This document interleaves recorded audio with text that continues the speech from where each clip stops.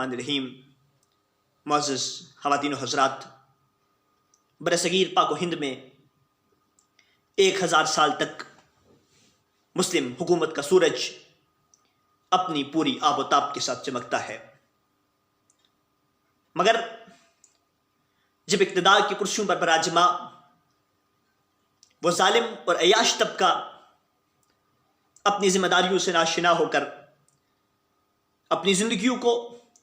عیاشیوں کی نظر کر دیتا ہے، تو پھر زمانہ کچھ اس انداز سے اپنی کروٹ بدلتا ہے کہ صدیوں کا عروج یکسر زوال میں بدل جاتا ہے اور مسلمان ایک بار پھر آزادی کی بھیک مانگنے پر مجبور ہو جاتے ہیں۔ اس وقت اغیار کی طرف سے مسلمانوں پر بربریت کی وہ تاریخ رقم کی گئی اور وہ ظلم کے پہاڑ توڑے گئے کہ جن کی مثال ہمیں پوری انسانی تاریخ میں بہت کم ملتی ہے۔ ارے اس سے بڑا اور کیا ظلم کی انتہا بیان کی جائے کہ اس وقت کا آخری فرما روا بہادر شاہ ظفر 12 بیٹوں کا باپ تھا اور اسے 12 بیٹوں کی لاشوں پر دسترخواں بچھا کر اس بادشاہ وقت کو اس وقت کھانا پیش کیا گیا۔ کوئی ظلم کہے، اغیار کی طرف سے بربریت کہہ سکتا ہے، مگر میں یہ کہوں گا کہ یہ مالک و مہربان کی طرف سے آنے والی اقوام کے لیے ایک سبق تھا، اور اس تاریخ کے اندر یہ جو بربریت کی تاریخ اس وقت رقم کی گئی، اس میں ہمارے لیے ایک سبق تھا کہ جب تم اپنی زندگیوں کو عیاشیوں کی نظر کر دو گے تو تمہارے ساتھ دنیا میں ہی اس طرح کا سلوک کیا جائے گا۔ ارے بہادر شاہ ظفر، اس کی عیاشیوں کے قصے اور اس وقت کے فرما روا جتنے بھی گزرے اس سے پہلے یا آخری ادوار کے اندر، ان کی عیاشیوں کے قصے انسان جب تاریخ کے اندر پڑھتا ہے تو انسان کا دماغ گھوم جاتا ہے کہ کس انداز سے اور کس طرح سے انہوں نے اپنی زندگیوں کو عیاشیوں کی نظر کر دیا۔ ایک مثال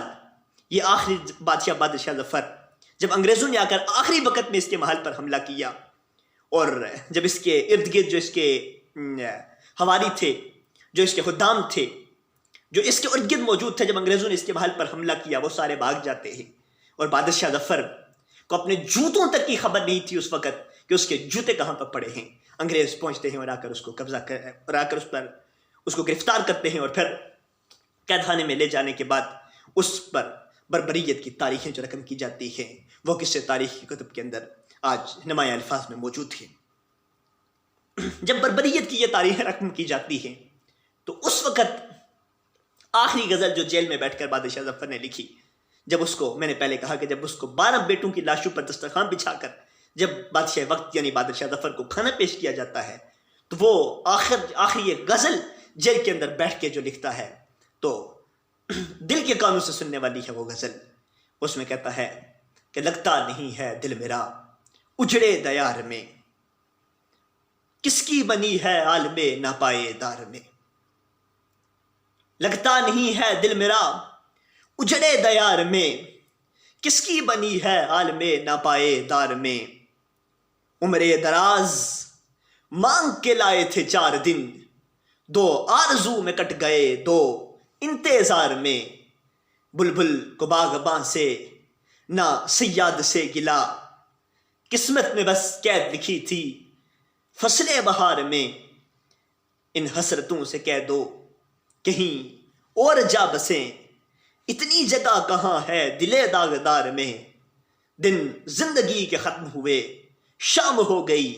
پھیلا کے پاؤں سوئیں گے کنجے مزار میں۔ اور کتنا ہے بد نصیب ظفر دفن کے لیے، 2 گز زمیں بھی نہ ملی کوہ یار میں، 2 گز زمیں بھی نہ ملی کوہ